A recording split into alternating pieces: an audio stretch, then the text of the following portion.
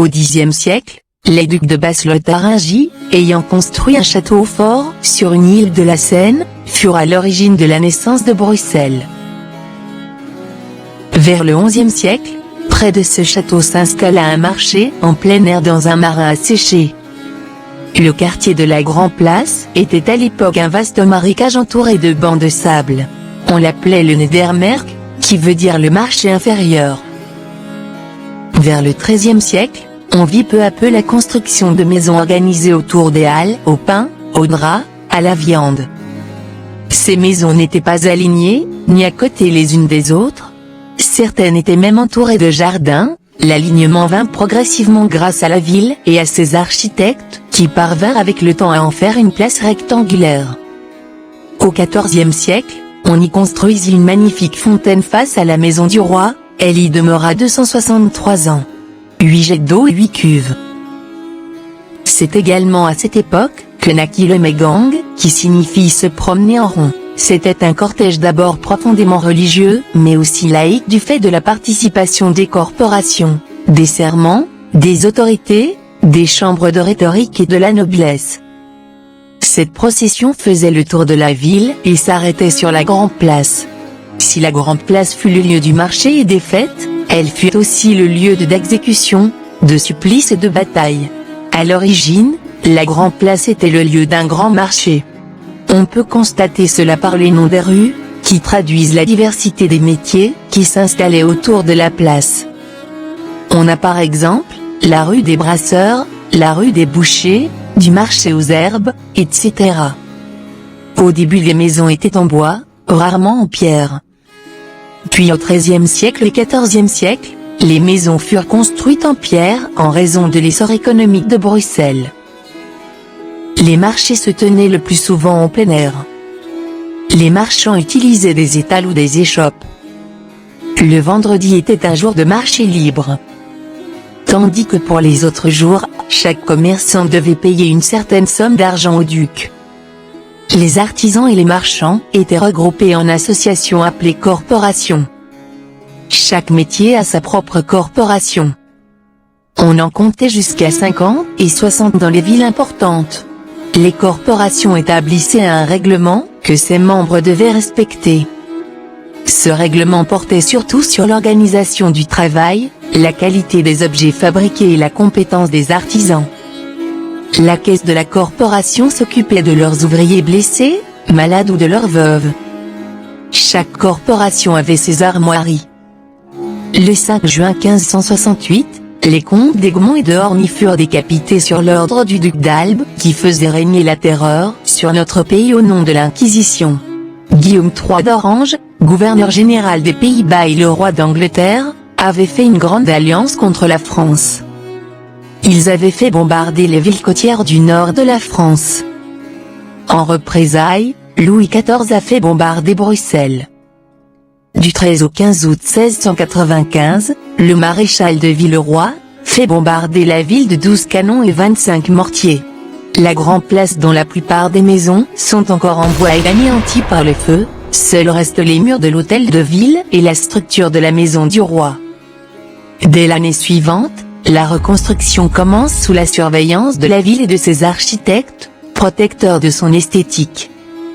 Au XIXe siècle, commença la restauration de la place selon les plans de l'architecte de Broen, dont les originaux avaient été conservés. De reconstruction en restauration, on ne peut pas dire que la Grande Place soit authentiquement ancienne pour les puristes, mais elle témoigne de 10 siècles de joie de souffrance d'une ville et de ses habitants, préservée au XIXe siècle par son bourgmestre Charles Bull et au XXe par ses successeurs, qui l'ont fait classer patrimoine de l'humanité. Pour pouvoir profiter pleinement de ces maisons dorées, choisissez une belle journée ensoleillée ou attendez que la nuit soit tombée, et laissez-vous charmer. La maison des boulangers, dite le roi d'Espagne.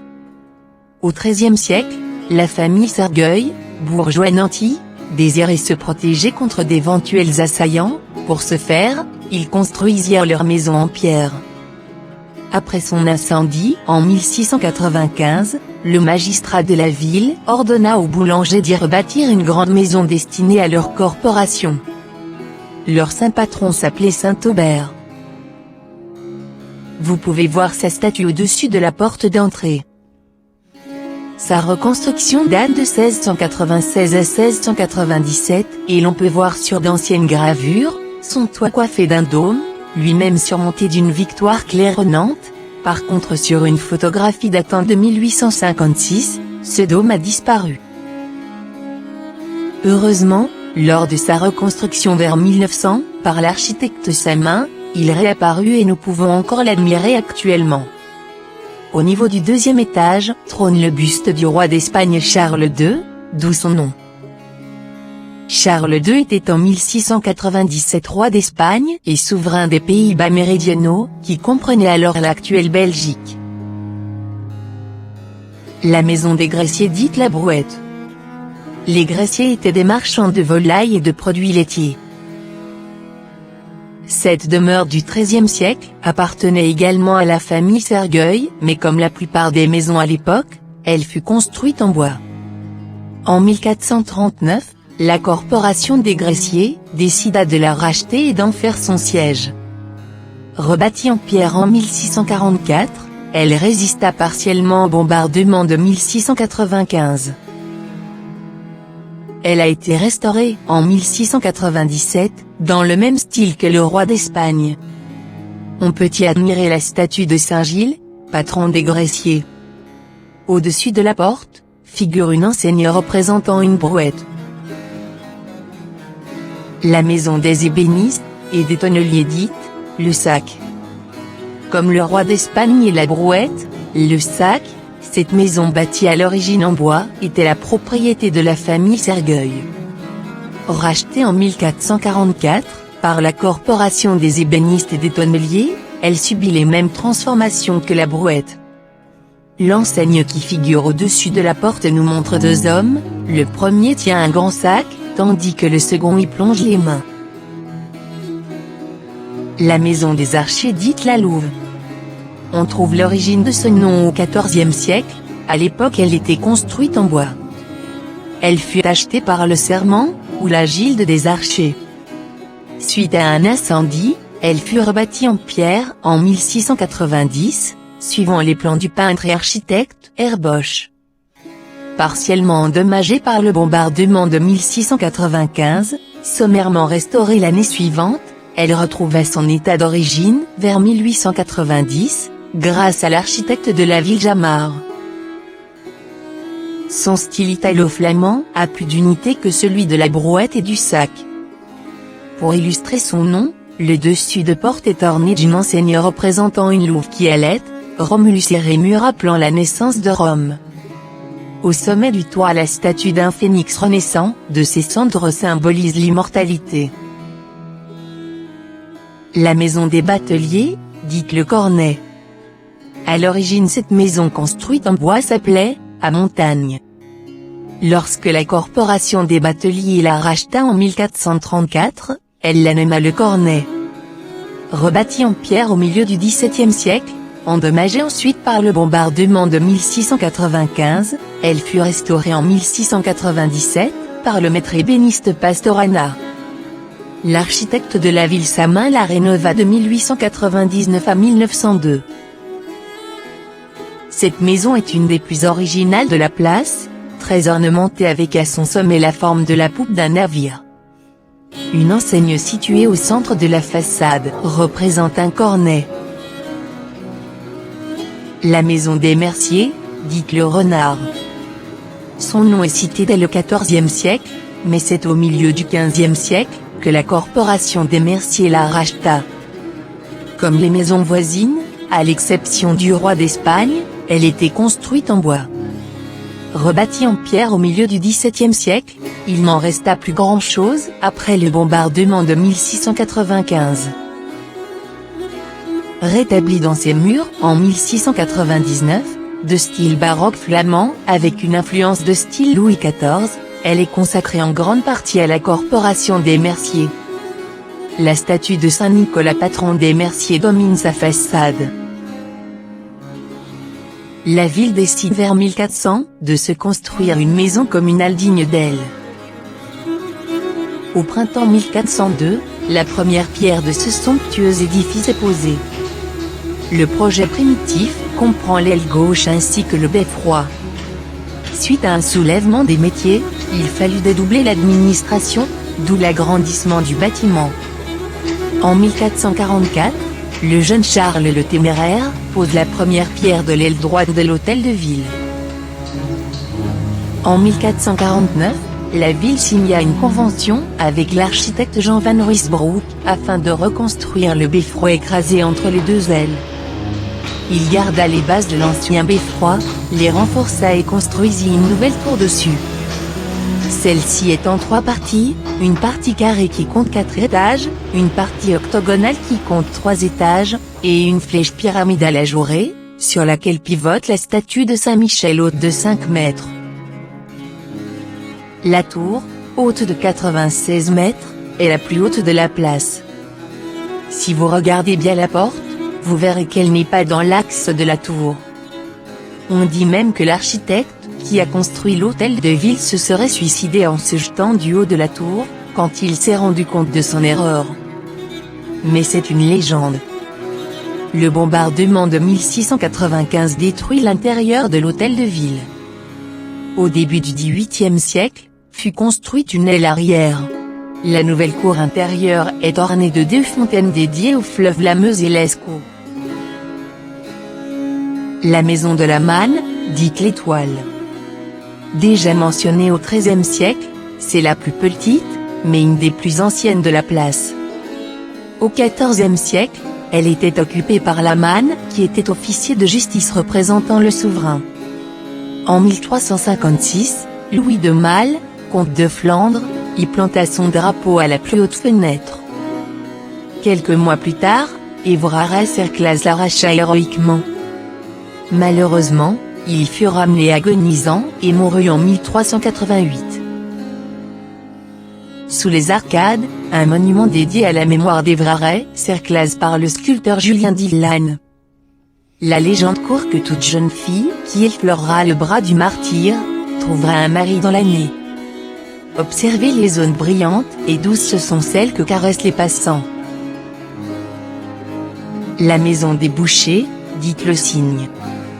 Mentionné au XVe siècle, c'était alors un cabaret entouré d'un jardin, en retrait par rapport aux maisons voisines. Rebâti en 1523, par Apollonie d'Ouderghem dans le même alignement avec l'Arbre d'Or et l'Étoile. Sa façade était en bois. Reconstruite en 1698, par le financier Pierre Fariseau, elle fut ensuite rachetée par la Corporation des Bouchers en 1720. Vers 1830, elle fut transformée en café-logement. En 1847, Karl Marx y écrivit avec Engels son manifeste. Le Parti ouvrier belge y fut fondé en 1885. Son style est différent des autres maisons de la Grand Place, une vision plus moderne de l'architecture, sans plus d'attache avec le baroque flamand et s'inspirant du style Louis XIV. Son enseigne, au-dessus de la porte, représente un cygne. La maison des Brasseurs, dite l'Arbre d'Or. Au XIIIe siècle, elle s'appelait la Colline. Elle fut au XVe siècle la propriété de la Corporation des tanneurs, pour passer ensuite à celle des tapissiers. Au XVIe siècle, elle fut reconstruite en pierre. Elle est rachetée en 1638, par la Corporation des Brasseurs qui l'agrandirent. Suite au bombardement de 1695, elle fut rebâtie par l'architecte de Brun. Elle était surmontée d'une statue équestre de Maximilien de Bavière taillée dans une pierre de basse qualité. Les passants se plaignaient d'en recevoir des morceaux sur la tête. Son sculpteur de Vaudu en réalisait une nouvelle en bronze. En 1752, elle fut remplacée par celle du gouverneur Charles de Lorraine, très aimé des Bruxellois. Le style de cette maison est classique ordre corinthien et style flamand pour le décor et le fronton. L'Alliance libérale libre penseuse y fut fondée en 1845. Aujourd'hui, ces caves abritent le très beau musée de la brasserie. La Rose. Achetée au XIVe siècle par la ville, elle devient propriété de la famille Van der Rosen au Xe siècle. Incendiée en 1695, elle fut rebâtie en 1702. Elle est restaurée en 1885. De style flamand du XVIIe, elle a les 3 ordres dorique, ionique et corinthien. C'est une habitation bourgeoise. En février 1919, on y fonda la Fédération nationale des combattants de 14-18. Le Mont-Tabor.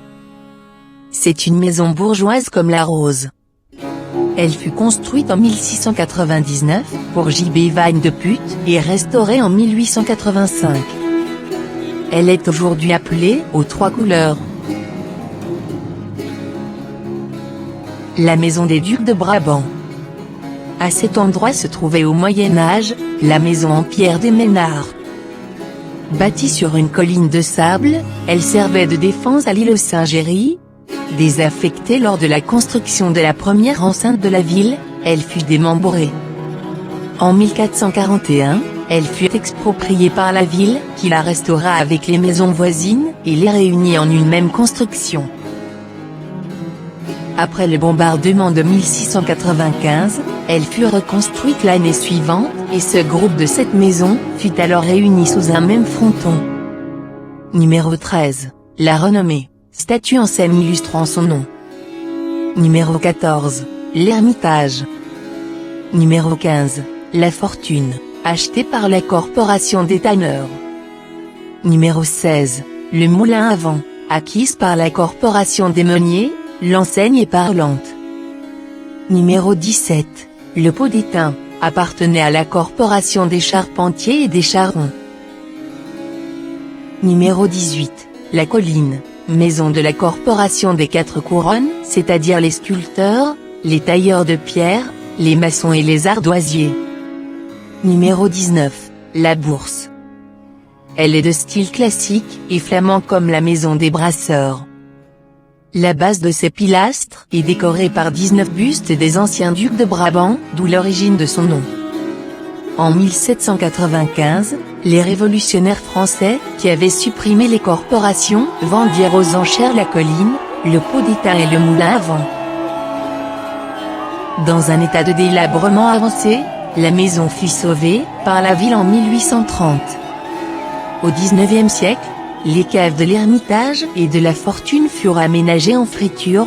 C'est là que les maraîchers et les petits bourgeois venaient déguster des moules et des frites.